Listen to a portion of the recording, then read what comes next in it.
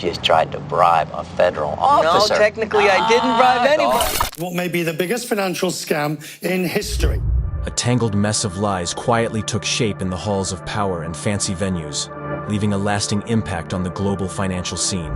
What started as a big idea to help boost a country's economy quickly spiraled into one of the biggest financial scandals ever. Billions just disappeared, and the difference between chasing dreams and diving into corruption became all too blurry. It was a betrayal of the people on a grand scheme. Under all the glitz of success, a shocking betrayal was brewing, one that would expose some deep secrets, drag powerful figures into the spotlight, and erode a nation's trust. I like to plan my evenings and make sure that I always go to the best parties. What happens when greed goes too far? This is the story of how unchecked power and corruption took down a huge global financial empire, and the crazy lengths law enforcement went to get justice.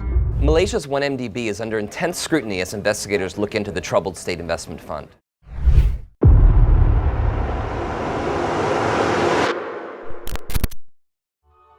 Chapter 1. The genesis of a scandal. Back in 2009, Malaysia kicked off a big project called One Malaysia Development Berhad, or just 1MDB for short. The whole idea was to shake up the economy, draw in foreign cash, and help fund some major development plans. It was a project that gave people a sense of hope, and the guy behind it all, a young financier named Jho Low, was hailed as a genius. Under all the glitz and glamour, things weren't as shiny as they seemed. Jho Low, even though he wasn't technically on the payroll of 1MDB, had a massive say in how things ran.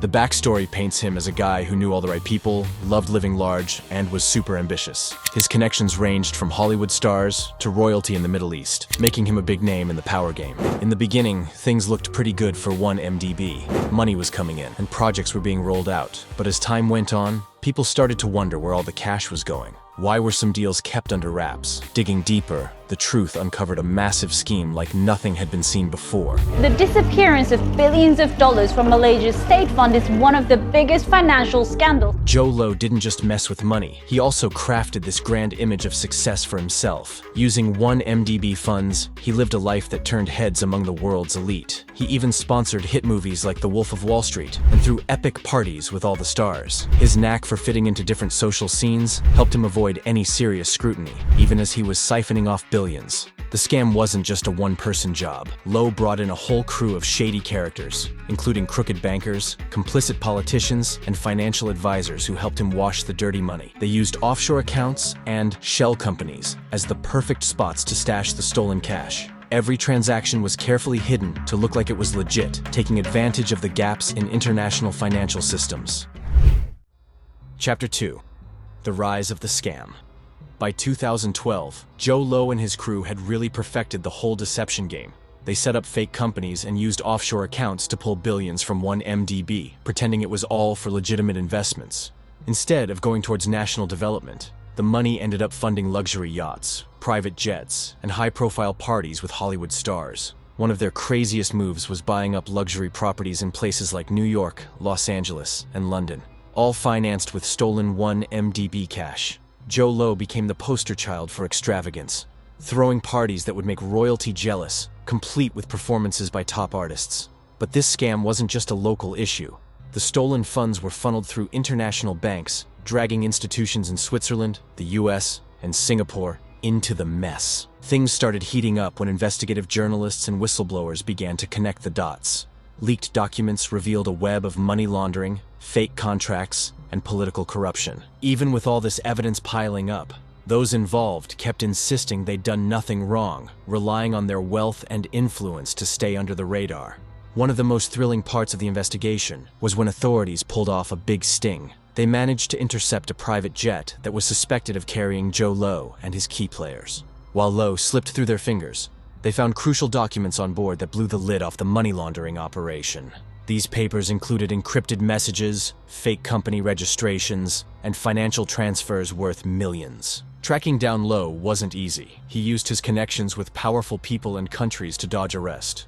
Rumors even popped up that he'd had facial surgery to escape detection, while others said he was hiding in fortified compounds in places without extradition treaties. It turned into a high-stakes game of cat and mouse, with every new lead raising the stakes in the global chase to bring him to justice. Meanwhile, public outrage was building. Protesters hit the streets in Malaysia, demanding answers from government officials who had turned a blind eye to the fraud.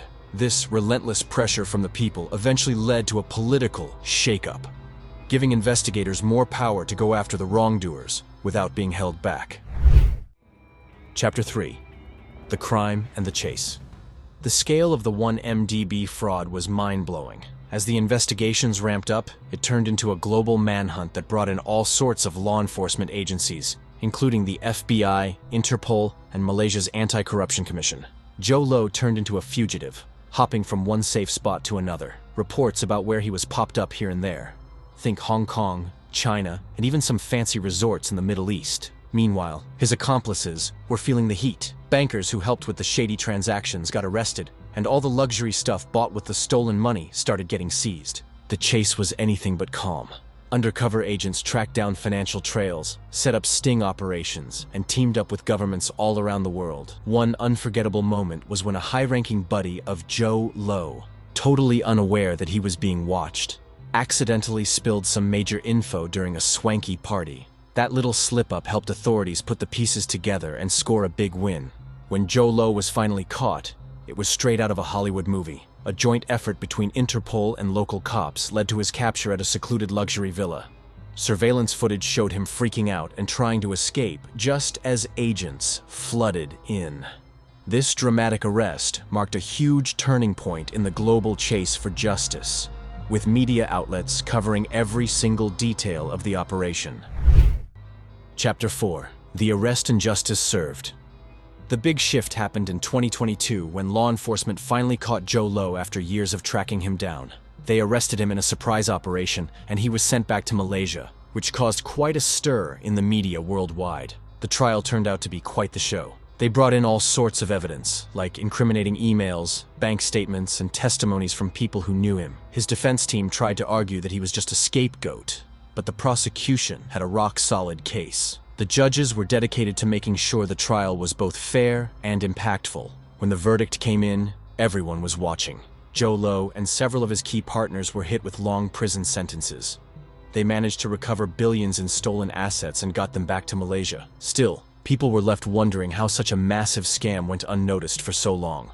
After the arrest, the Malaysian government sprang into action to bounce back from the scandal. They kicked off big anti-corruption campaigns and went after officials who were involved in the fraud. They auctioned off seized assets like yachts, art collections, and luxury properties, using the money to help pay off some of the country's debts. For Jho Low, prison life was a harsh wake-up call. He went from living large to facing the reality of his actions. Reports said he spent his time thinking about the scam, and sometimes showed remorse in interviews. But many people weren't buying it, seeing his apologies as just another way to play with public opinion.